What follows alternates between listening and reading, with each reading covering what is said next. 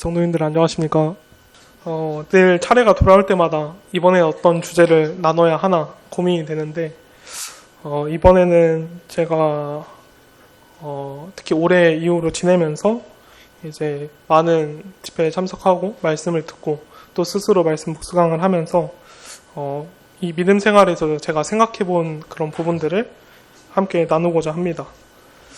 시작하기 앞서 짧게 제 근황을 말씀드리자면은, 저는 지금 대학교 3학년 1학기를 마치고 여름 방학을 이제 보내고 있었고요. 여름 방학 동안 크게 SABC 15기에 다시 참여하게 되어서 이제 3주 동안 남아홍에서 지냈고, 또 이후에 저희 잠실교회 주일학교, 여름 성경학교, 그리고 저희 지역 모임 04년생 청년들이 함께하는 동기 모임, 그리고 저번 주에 있었던 전국 청년 연합 캠프를 참석을 하면서 약 한 달가량을 그렇게 좋은 그런 영적인 교제 시간에서 소모할 수 있었던 것 같습니다. 특히 이번 남아홍에서는 제가 크게 느낀 게 섬김에 대해 좀 생각을 많이 하게 된 것 같아요. 캠프를 참여하면서 당연히 제가 준비한 부분을 섬기고, 또 그 외에도 공식적인 일정이 아니라 그곳에서 단체 생활을 하다 보면은 각자가 해야 할 일이 있지 않습니까? 거기서도 이제 다른 팀원들이 어떻게 섬기고 또 저도 어떻게 섬겨야 할지를 그렇게 보면서 또 교제를 나누면서 느낄 수 있었던 것 같습니다. 그리고 1학기 이제 6월쯤이죠. 6월 말에 기말고사를 보는데, 그 기말고사가 끝나고 이제 방학이다 하고 집에 돌아왔을 때는 정말 긴 시간이 남아 있을 줄 알았습니다. 근데 지금 날짜가 8월 20일이잖아요. 정확하게 11일 뒤면 이제 개강을 하는데 참 하루가 이렇게 시간이 참 빨리 지나감을 다시 한번 이제 방학이 지날 때마다 느끼고 있습니다. 그래서 이제 정말 학교 갈 생각에 너무 슬프고, 또 이제 개강할 때가 되니까 이제 막 메시지가 학교에서 오더라고요. 기숙사 입사 안내 메시지 올라왔다. 또 수강 신청 변경된 거 있으니까 잘 찾아봐라 하면서 이제 메시지를 보내주는데, 그걸 볼 때마다 이제 머리가 아프지만은 그래도 이 또한 좋을 때잖아요. 그걸 항상 생각하면서 즐겁게 보내고자 합니다. 이번에 준비한 간증 주제는 크게 두 가지인데요. 섬김과 드림에 대해서 제가 말씀을 또 이렇게 단의 말씀이나 아니면 캠프에서의 말씀, 남아홍에 있었던 교제나 각종 들었던 말씀과 제가 묵상해 본 내용을 바탕으로 함께 성도님들과 나누고자 합니다. 먼저 섬김에 대해 말씀을 듣고 묵상을 해보며 제가 저 스스로 질문을 던지게 되더라고요. 나는 무엇을 위해 왜 섬기는가? 이런 질문을 스스로 했고, 또 누구를 섬기는가에 대해 생각을 해보았습니다. 사실 그 섬김에 대한 말씀은 워낙 많이 들었고, 또 말씀을 통해서도 제가 알고 있다고 생각을 했는데, 그게 말씀 구절을 통해 이렇게 맞아 이렇지 하고 그냥 공감하고 넘어가는 거랑, 어떤 이 삶에서의 그런 행동이나 그런 일들로서 아니면은 주변 성도님들의 실제 사례를 제가 간증을 들음으로써 느끼는 바는 또 다른 것 같습니다. 성경 속에 예수님께서 본인 스스로 섬기기 위해 이 세상에 왔다고 말씀하셨는데, 왜 나는 그런 예수님의 섬김을 그 말씀을 통해서 보고 읽었는데도 왜 내 삶에서 잘 드러나지 않을까? 또 예수님께서 제자의 발을 씻기시고 제자들로 하여금 내가 이렇게 본을 보였듯이 너희도 서로의 발을 씻어주라고 말씀을 하셨는데, 왜 나는 그런 다른 성도님들의 섬김을 많이 받고 정말 그 좋은 섬김으로 이렇게 자랐는데도 불구하고 왜 그렇게 남의 발을 씻겨야 할 때는 주저하게 될까? 이런 마음이 있었습니다. 그리고 항상 그런 되게 큰 섬김도 아니고 작은 섬김인데도 불구하고 이렇게 주저하게 되고 마음속에서 불평과 불만이 일어나는지, 그런 일들로 인해서 스스로 고민을 하게 되고 참 마음이 안 좋았었는데, 빌립보서 2장 5절부터 8절 말씀을 다시 한번 살펴보게 되었습니다. 함께 읽겠습니다. 제가 읽겠습니다. 빌립보서 2장 5절부터 8절입니다.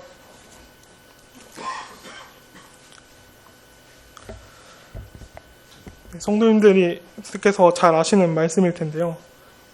너희 안에 이 마음을 품으라. 곧 그리스도 예수의 마음이니 그는 근본 하나님의 본체시나 하나님과 동등됨을 취할 것으로 여기지 아니하시고 오히려 자기를 비워 종의 형체를 가지사 사람들과 같이 되셨고 사람의 모양으로 나타나사 자기를 낮추시고 죽기까지 복종하셨으니 곧 십자가에 죽으심이라.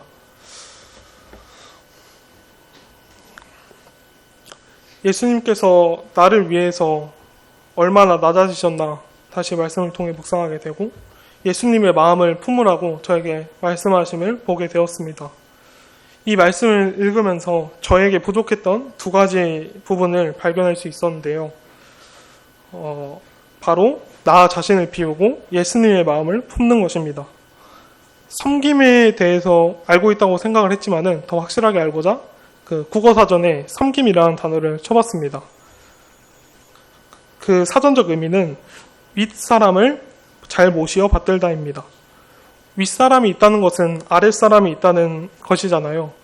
근데 그 바로 섬기는 사람이 아랫사람이 되는 것이고 항상 섬길 때 동등된 관계에서 어떤 좋은 행위를 하는 게 아니라 내가 그 사람보다 이렇게 위치가 낮아지고 이렇게 손을 이렇게 위로 올려서 그런 높임의 자세가 필요하다는 것을 깨닫게 되었습니다. 하나님의 아들 예수님께서 그리고 그분은 태초부터 계셨던 하나님이신데도 그 지위와 권능을 포기하고 온전한 사람이 되기까지 자신을 비우셨다고 말씀에 기록되어 있습니다. 또 기존에 제가 이런 예수님의 마음을 본받지 않고 했을 때는 어떤 섬김의 행동을 할지라도 그 잘 되지 않았던 게 이러한 나를 비우고 예수님의 마음을 품는 게 부족했구나 다시 깨닫게 되었고요. 이번 남아공에서 함께 청년들과 교제를 나누면서 새롭게 깨달은 점이 있습니다. 제가 그 질문을 했을 때 이러한 질문을 했습니다. 그 교회 안에서 되게 사소한 것이라도 섬기는 일이 있는데 그것을 할 때 왜 불만, 불평이 생기고 그럴 때 나는 어떻게 대처해야 할까요? 라고 이렇게 제가 질문을 했는데 그분이 이제 해주셨던 말씀이 제 마음에 열심을 품는 거는 좋지만은 무엇보다도 가장 중요한 것이 예수님의 마음을 내 안에 품고 그 섬김의 행동에 그 사람을 향하는 게 아니라 주님을 향해서 먼저 있어야 한다고 그분이 조언을 해주셨습니다. 그 성경 말씀에서 열심을 품고 주를 섬기라는 말씀이 기록되어 있지 않습니까? 그래서 그 말씀을 저도 읽었을 때 열심을 품는 게 정말 중요하구나 하고 뭔가 그 열정 가득한 그런 마음을 품고 있었는데 근데 또 그것에만 너무 몰두하다 보니 이제 제 스스로가 뭔가 그 열심으로 행동을 하는데 그것에 이제 본질이 뭔가 흐트러지는 그게 진정으로 주님께 향한 것이 아니라 뭔가 저의 의를 드러내게 되는 그러하게 됐다는 것을 저 스스로 뭔가 돌아보게 되었습니다. 또 그러한 행위를 했을 때는 그 섬김의 진정한 의미가 전달되기보다는 뭔가 유익이 되지 못하고 저 섬김을 하는 저 스스로도 마음에 그런 순전한 기쁨과 감사함이 없다는 것을 깨닫게 되었습니다. 시편 51편 6절에서 한번 찾아보겠습니다.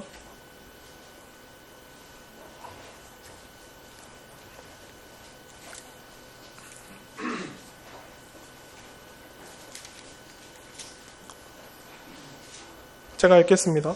보소서 주께서는 중심이 진실함을 원하시오니 내게 지혜를 은밀히 가르치시리이다.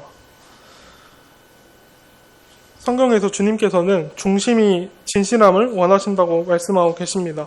또한 예수님께서는 공생의 사역을 하실 때 예수님의 그 일을 행하실 때마다 항상 그 방해를 하는 서기관과 바리새인 무리들의 속마음을 간파하시고 오히려 더 지혜롭게 말씀하신 그런 장면들을 볼 수가 있습니다.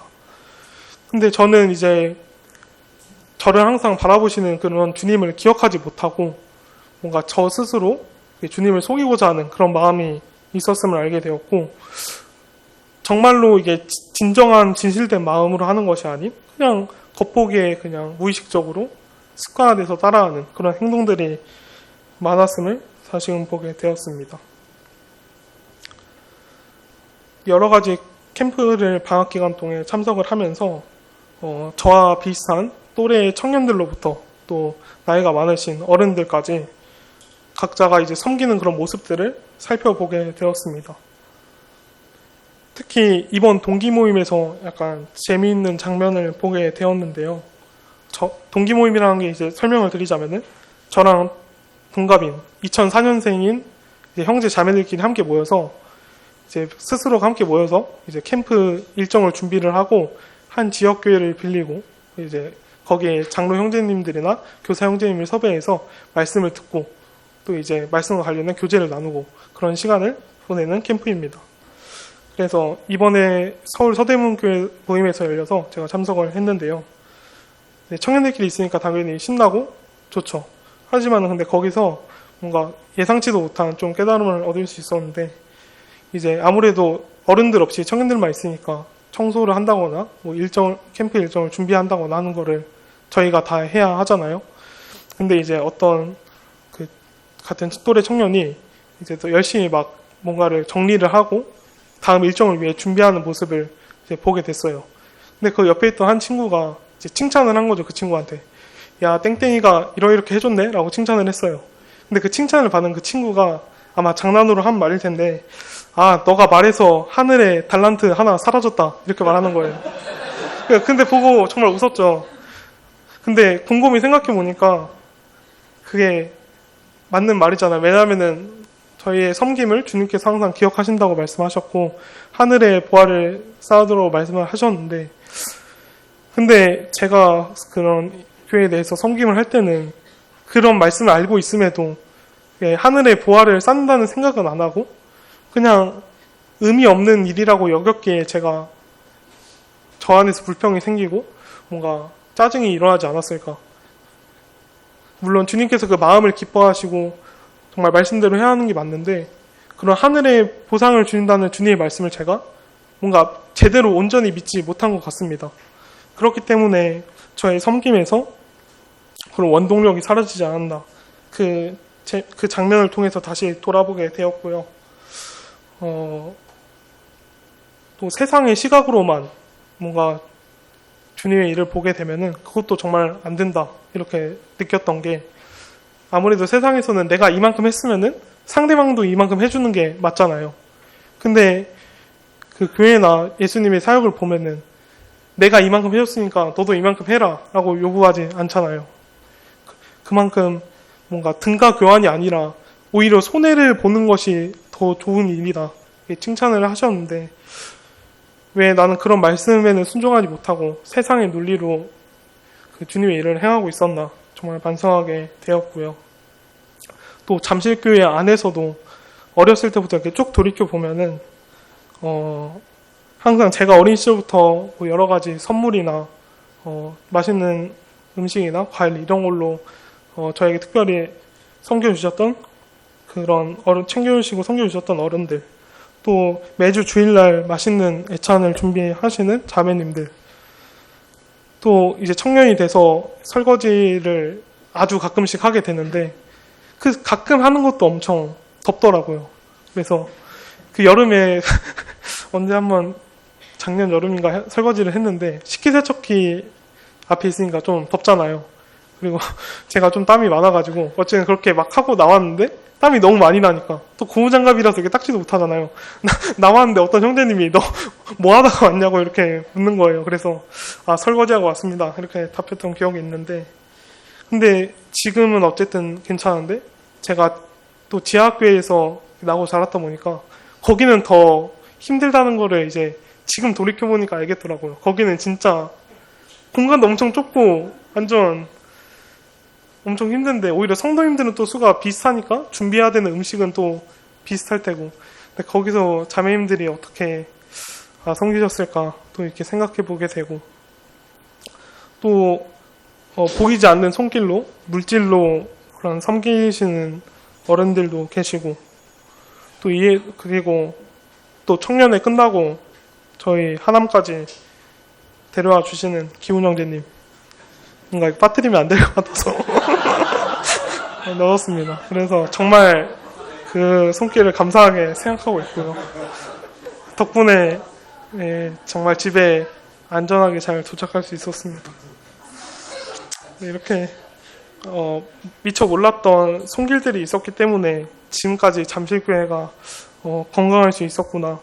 또 이러한 섬김은 결국에 다 그 모든 성도님들이 다 한마음 한뜻으로 말씀에 순종하고 또 그런 기쁨으로 하였기 때문에 정말 잠실교회가 지금까지 있지 않았나.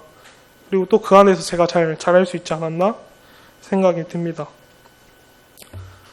앞으로는 이제 제가 어떤 섬김의 행동을 하기 전에 정말 주님이 낮아하신 것만큼 그만큼은 아니더라도 지금 이렇게 서 있는 것보다는 내가 낮아져 있는 자세인가, 또 주님 앞에 얼마나 내가 진실된 마음을 품고 있는가를 먼저 살피고 이제 섬기고자 합니다. 그렇게 작정을 하면은 또 이제 하기로 마음 먹었으면은 뒤돌아보지 말자, 이렇게 섬겨야겠다, 이런 결정을 내릴 수 있었고요.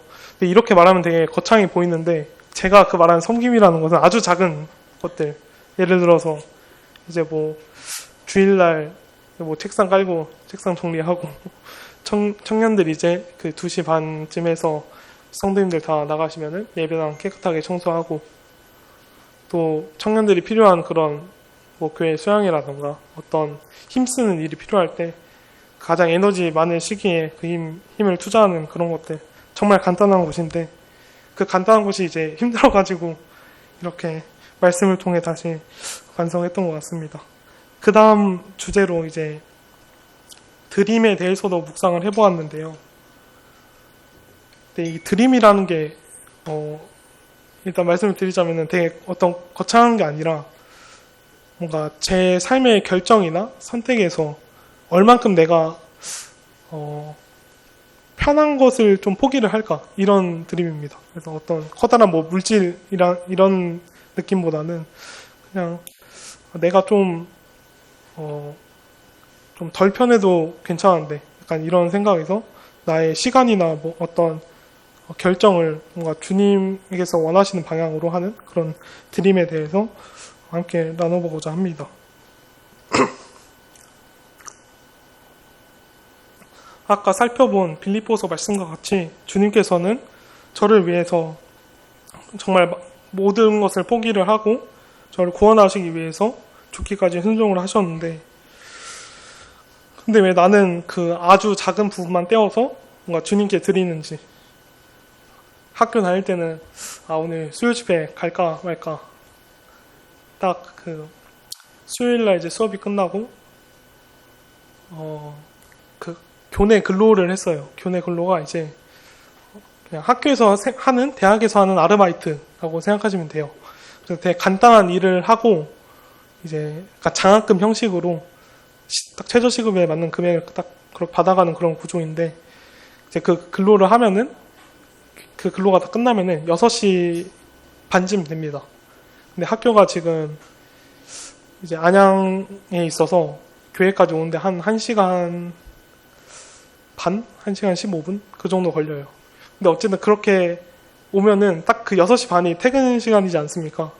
정말 그 학교에서 버스를 타고 지하철역까지 가야 되는데 버스가 앞으로 안 가는 거예요. 차가 이렇게 잔뜩 있으니까.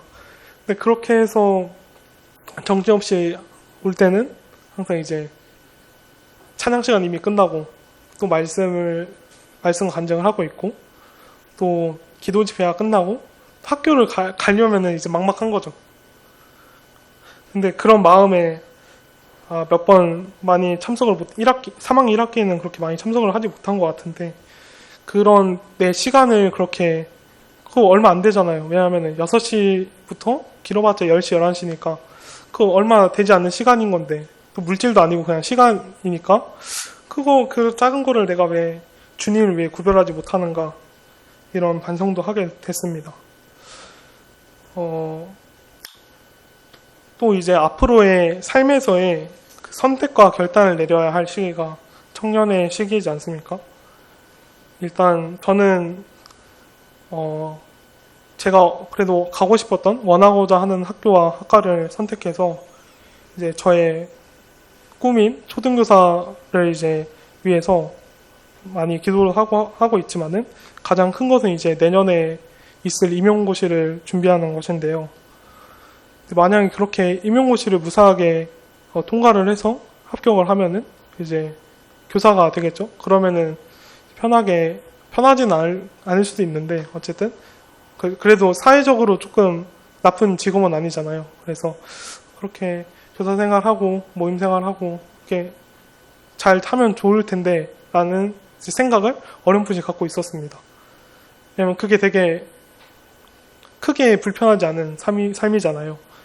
그러다가 요즘에 이제 저번에 오신 최봉담 선교사님, 이제 레바논으로 파송이 되신 선교사님이고, 또 남아홍에 가서 최문수 선교사님 간증을 들었고, 또 청년의 시기에 참석했던 여러 캠프들에서 교회 일꾼 되시는 뭐 전심사역자 형제님이나 아니면은 디보데 학교에서 사역을 하고 계시는 선생님들, 이런 분들의 이야기를 들을 때마다 뭔가 망설임이 생겼습니다. 왜냐하면 그분들은 이런 한국 땅에서의 그런 안락한 생활과 어쩌면은 그런 본인이 가지고 있던 그런 직업들이나 여러 부분을 포기를 하고 주님을 위해 자기를 다 바친 분들이잖아요. 그런 분들의 간증을 보면서 정말 멋지다라는 생각도 들지만은 그렇게 부르심이 있을 때 언젠가 나에게 찾아올지 모르는 그런 부르심에 나는 과연 순종할 수 있을까? 이렇게 스스로 좀 고민하고 반성하게 된 것 같습니다. 물론 주님께서 그러한 큰 일을 맡기실 때는 그만큼 준비가 된 자에게 맡기신다고 배웠습니다.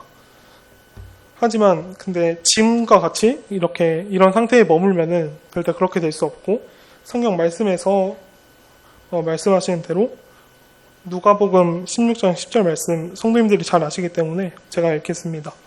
지극히 작은 것에 충성된 자는 큰 것에서 충성되고 지극히 작은 것에 불의한 자는 큰 것에도 불의하니라. 이 말씀을 통해서도 참 작은 것에 충성되는 그런 연습을 해야 나중에 큰 일이 저에게 주어졌을 때 그것에도 감사하고 기쁜 마음으로 순종하고 주님께 충성된 그리스도인이 될 수 있겠다, 이렇게 깨닫게 되었고요. 반대로 이런 작은 일에조차도 뭔가 나 싫어요, 안 할래요 라고 하면서 불의하게 되면은 나중에 큰 일을 맡게 될 때 오히려 일이 더 어긋나고 그것에도 불의해진다는 그런 말씀의 교훈을 알게 되었습니다. 어린 시절을 되돌아보면은 이제 부모님을 따라 예배당에 오고 예배 시간과 말씀 시간에 이 앞자리에 앉아있는 그런 것들이 참 감사하다는 생각이 들어요. 왜냐하면은 그때 당시에는 어린 나이였기 때문에 뭔가를 포기하는 느낌은 없었고 약간의 강제성과 그런 처벌에 대한 두려움도 있었지만은, 근데 요즘 이제 돌아보니까 그 당시에 그런 게 습관이 잘 안 돼 있던 그 또래 형 누나들은 사실 지금 교회에 없는 분들도 많고, 또 반대로 과연 그 세상 친구들이 나중에 제가 전도를 해서 교회에 이렇게 딱 데리고 왔을 때 되게 어색해하지 않을까. 왜냐하면은 이게 결국에 예배와 말씀 시간이 그냥 뭐 학교에서 수업 듣듯이 있는 그런 시간은 또 아니잖아요. 근데 이렇게 어쨌든 그런 작은 앉아있는 습관이나 이렇게 잘 집중할 수 있는 그런 습관들이 어릴 때부터 있었기에 저도 지금까지 교회에 잘 남아있지 않나, 이렇게 생각이 들고, 또 이제 그것을 지금으로 생각을 해보면은 지금 저에게 주어지는 그런 어른들이 맡기신 작은 일들, 그냥 아주 작은 일들이죠. 뭐 도와달라거나 뭐 들어달라거나 아니면은 지금 제가 맡고 있는 그런 학생의 교사 그런 섬김도 그냥 정말 편하게 하는 그런 게 아니라 뭔가 정말 아까 말씀드린 섬김처럼 더 마음을 쓰고 진실된 마음으로 항상 말씀과 함께함으로써 그 일을 맡게 된다면은 같은 일을 하더라도 그 미래가 달라지지 않을까, 이렇게 생각을 했습니다. 또 이런 교회 청년으로서 말씀드린 그런 힘쓰는 일에 투입되는 것을 나중에 있을 그 미래에 더 큰 섬김과 큰 드림을 위한 습관 형성처럼 여겨야겠다고 생각할 수 있었습니다. 마지막으로 갈라디아서 6장을 함께 살펴보고 싶습니다. 갈라디아서 6장 8절부터 10절 말씀입니다.